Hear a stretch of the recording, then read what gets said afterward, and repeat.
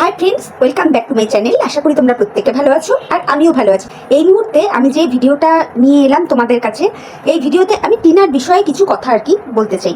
তো চলো সরাসরি ভিডিওর ভেতরে ঢুকে যাই।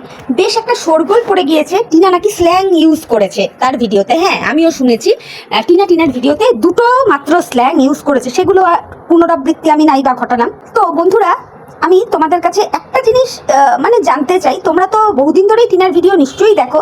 তোমরা এর আগে কখনো টিনাকে কি গালাগাল করে ভিডিও করতে দেখেছো? প্রথম প্রশ্ন এটা। আশা করি উত্তরটা তোমাদেরও নাই হবে, ঠিক আমার মতো।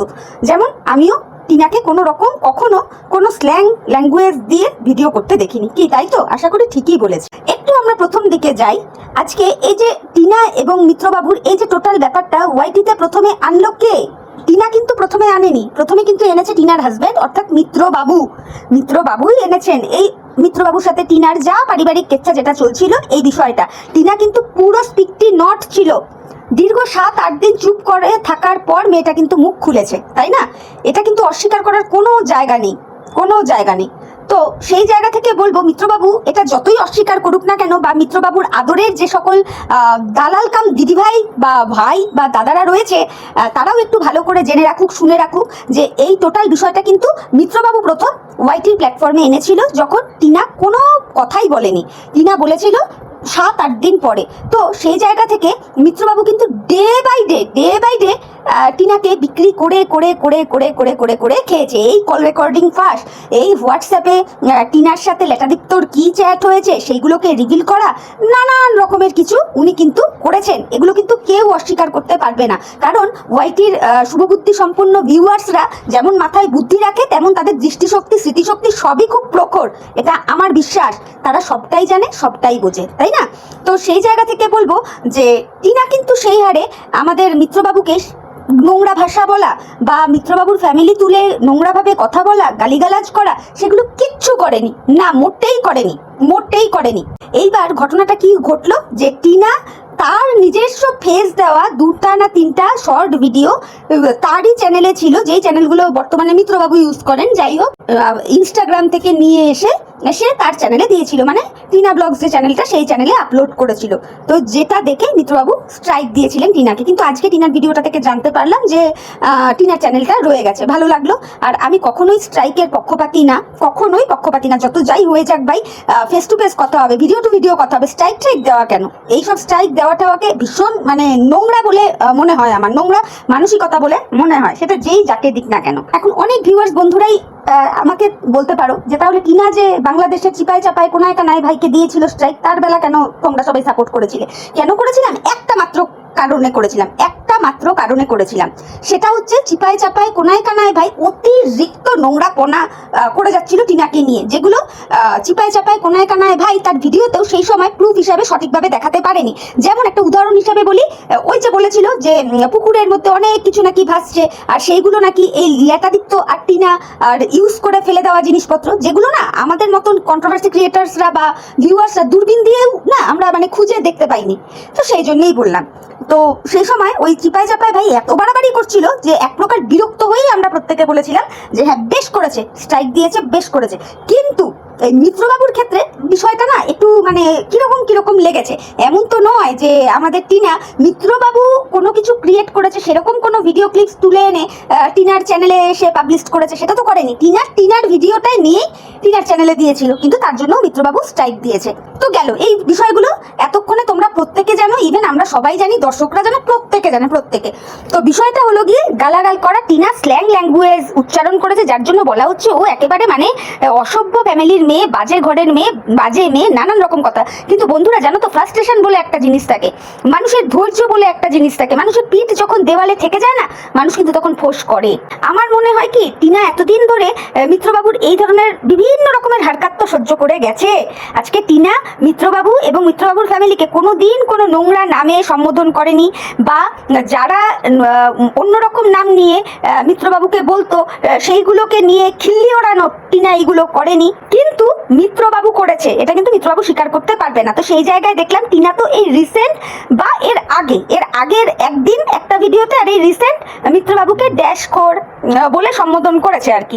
তো এনিওয়ে, কিন্তু মিত্রবাবু কিন্তু টিনাকে গামলা ভাঙাতি নানান রকম ভাবে হ্যারাসমেন্ট করতো, বলতো। এটা কিন্তু মিত্রবাবুকেও মানতে হবে। তো হয় না, এইভাবে শুনতে শুনতে টিনারও মনে হয় দেওয়ালে পিঠ থেকে গিয়েছে, যার জন্য ও আর ওর রাগটা কন্ট্রোল করতে পারেনি। সেই জায়গা থেকে টিনার মুখ থেকে দু একটা স্ল্যাং বেরিয়ে গেছে। এটার থেকে এটা প্রমাণ হয় না যে টিনা একদম একটা ফালতু মেয়ে, অসভ্য মেয়ে, নোংরা মেয়ে।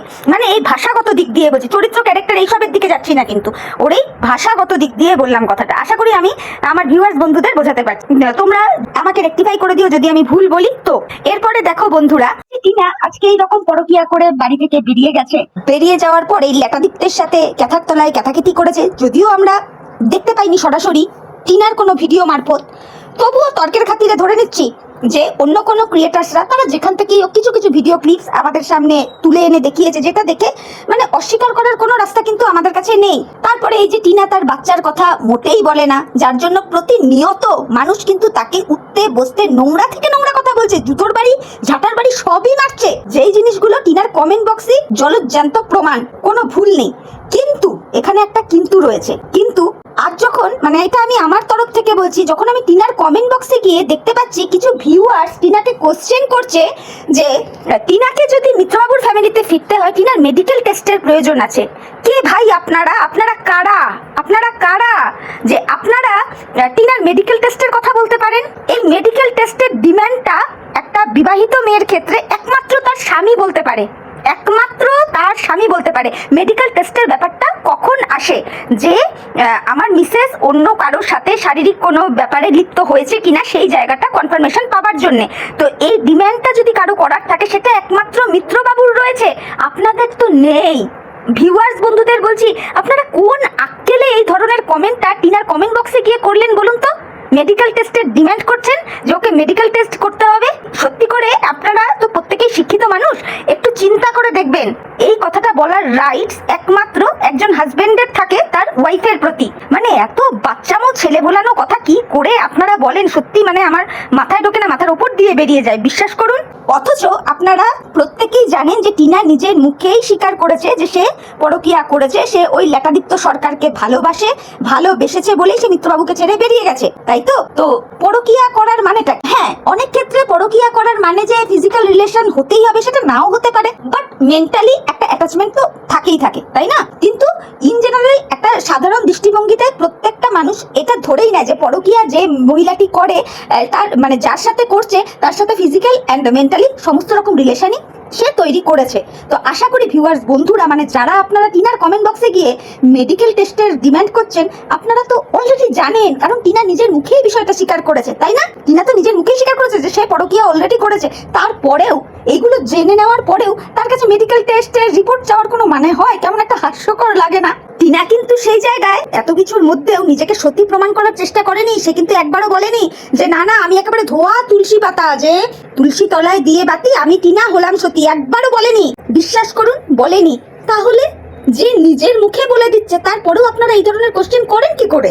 একটা জিনিস ভালো করে বুঝুন বন্ধুরা, আজকে টিনা যদি কোর্টে গিয়ে পরিষ্কার বলে যে আমি আমার হাজবেন্ডের সাথে থাকতে চাই না, আমি যাকে ভালোবাসি তার সাথে আমি আমার বাকি লাইফটা কাটাতে চাই, তো কোর্ট কি সিদ্ধান্ত জানাতে পারে? কোর্ট এটাই বলবে যে তোমার যে বর্তমানে লিগাল হাজবেন্ড আছে তাকে তুমি ডিভোর্স দাও, ডিভোর্স দিয়ে তুমি যাকে ভালোবাসো তার সাথে সংসার করো, এটাই তো বলবে। কিন্তু না, আমাদের মিত্রবাবুর তো এখানে আবার একটু কুরকুরানি ব্যাপার আছে। মিত্রবাবু তো মোটে ডিভোর্স দেবে না, ওনাকে ঝুলিয়ে রাখতে হবে, না হলে উনি টিনুরানিকে বেচবে কি করে, কন্টেন্ট হবে কি করে, কন্ট্রোভার্সি টুকরো টুকরো কন্ট্রোভার্সি ছুড়ে দেবেন কি করে? এগুলো একটু মাথা দিয়ে ভেবো বন্ধুরা।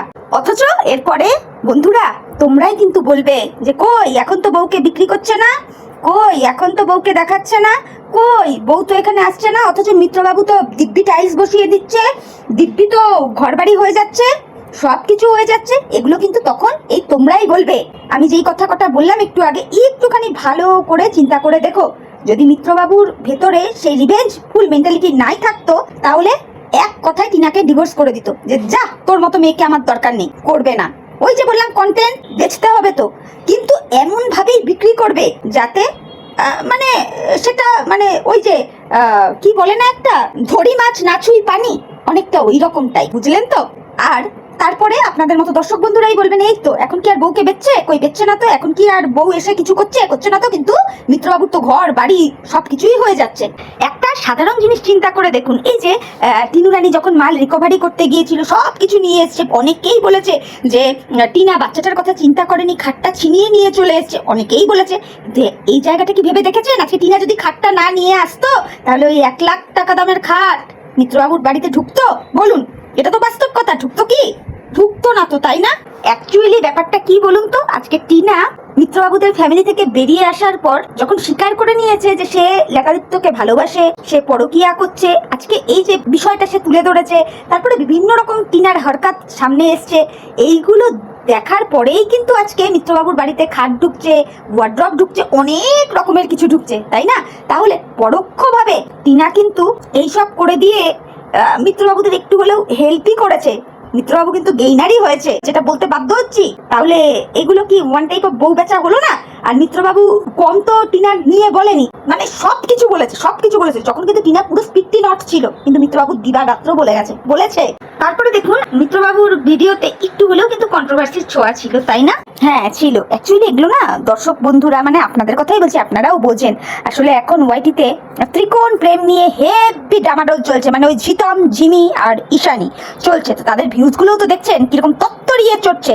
তো সেই জায়গায় মিত্রবাবুর ভিউজটা একটু ডাউন, তো উনিও ভাবছেন যে এইগুলো করে মানে যদি আরেকটু ভিউজ গেইন হয়, সেই জন্যেই এগুলো না বোঝা যায়, এগুলো পরিষ্কার বোঝা যায়। আর এখন ইউটিউবের প্ল্যাটফর্মটাই হয়ে গেছে যে পারিবারিক কেচ্ছা বিক্রি করো, নোংরামো বিক্রি করো, করে যে যতটা উপরে উঠতে পারো, মানে কে কিভাবে ফেমাস হবে সেইটা দেখার বিষয় না, যে তুমি মানে কি বলবো, জামা কাপড় খুলে ফেমাস হচ্ছ, নাকি পারিবারিক কেচ্ছা বিক্রি করে ফেমাস হচ্ছ, না কি করে ফেমাস হচ্ছ, সেটা দেখার ব্যাপার না। ফেমাস শুধু একবার হও, তারপর আর কে তোমাকে পায়, ব্যাপারটা অনেকটা এইরকমই। তো সেই জায়গায় আমাদের এই মিত্রবাবু এতদিন বেশ একটা চর্চার মধ্যে ছিলেন, কিন্তু ইদানিং কালে এখন ত্রিকোণ প্রেম, ওই ঝিমি, ঝিতম আর ঝিশানি চর্চার মধ্যে রয়েছে, যার জন্য মিত্রবাবুর কোথাও গিয়ে একটু অসুবিধা হচ্ছে, যে কি ব্যাপার ভিউজ কমে যাচ্ছে।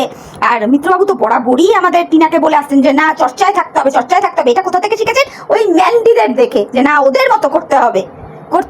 সেই জন্যই আবার নতুন করে সুন্দর ব্লগ ভিডিওর মাঝখানে একটু করে কন্ট্রোভার্সি ছুড়ে দিচ্ছেন। যাই হোক, সেই জায়গায় বলবো টিনার ভেতরে যদি এতটাই রিভেঞ্জফুল মেন্টালিটি থাকতো, তাহলে টিনা কিন্তু 498A কেস করবার পরেও স্পেশাল পারমিশন নিয়ে হলেও শ্বশুর বাড়িতে ঢোকার চেষ্টা করতো। এবার টিনা কিন্তু সেগুলো কিচ্ছু করেনি। সে বাড়ি থেকে বেরিয়ে যাবার পরেই প্রথমেই ঘোষণা করে দিয়েছে যে সে লেখাদিত্য সরকারকে ভালোবাসে এবং তার জন্যই সে তার বাড়ি থেকে বেরিয়ে এসছে, তাই না? এটা কিন্তু আমরা সবাই জানি। আর এই মিত্রবাবুকে বলবো, এই মিত্রবাবু টিনাকে ডিভোর্স মোটেই দিতে চান না, ঝুলিয়ে রাখতে চান শুধুমাত্র তার কন্টেন্ট ক্রিয়েট করবার জন্য। এগুলো বোঝা যায়। তো চলো বন্ধুরা, আর বেশি কিছু কথা বলছি না, তবে একটাই কথা বলবো, টিনা যে 2-4টা গালিগালাজ করেছে আর যার জন্য তোমরা বলছো যে ও একেবারেই নোংরা অসভ্য, সেটা বলবার কোনো কারণ নেই। যে একটা জিনিস জানবে, যে কারো যখন দেওয়ালে পিঠ থেকে যায় না, তখন সে সেইভাবেই মানে ফোঁস করে ওঠে। আর সেই জায়গায় মিত্রবাবু টিনু রানীর পেটে লাথি মারার চেষ্টা করেছে, মানে টিনু রানীকে হাতে মারার চেষ্টা করেছে, প্লাস ভাতে মারার চেষ্টা করেছে। তো টিনু রানী গড় না, ডেফিনেটলি গড়। সেই জন্যই হয়তো টিনু রানীর মুখ থেকে ওই ধরনের অশ্রাব্য ভাষা বেরিয়ে এসছে। আরও একটা কথা বলি, আর যে সমস্ত ভিউয়ার্স বন্ধুরা টিনু রানীকে বলছো যে তার মানে কি বলবো, সতীত্বের প্রমাণ দিতে, মানে মেডিকেল টেস্টের কথা বলছো, প্লিজ বলো না। কেন বলছি না বলার কথা? কারণ টিনুরানী নিজেই পরিষ্কার করে দিয়েছে সে পরকীয়া করে বাড়ি থেকে বেরিয়েছে। এবার বাকিটা তোমরা বুঝে নাও যে সে কতটা সঠিক আছে আর কতটা বেঠিক আছে, তাই নয় কি? তবে একটা কথা বলবো, টিনু রানী কিন্তু প্রথম থেকেই চেয়েছিল যে মিত্রবাবুর যেন ডিভোর্সটা হয়ে যায়, সেটা একতরফা ডিভোর্সই হোক আর মিউচুয়ালি ডিভোর্সই হোক। যদিও মিউচুয়াল ডিভোর্সের কথা টিনু রানী প্রথমে বলেনি, টিনু রানী একতরফা ডিভোর্সের দিকেই এগোচ্ছিল। যাই হোক, এর পরবর্তীতে তো বলেছে, তো সেই জায়গা থেকে কথাটা বললাম।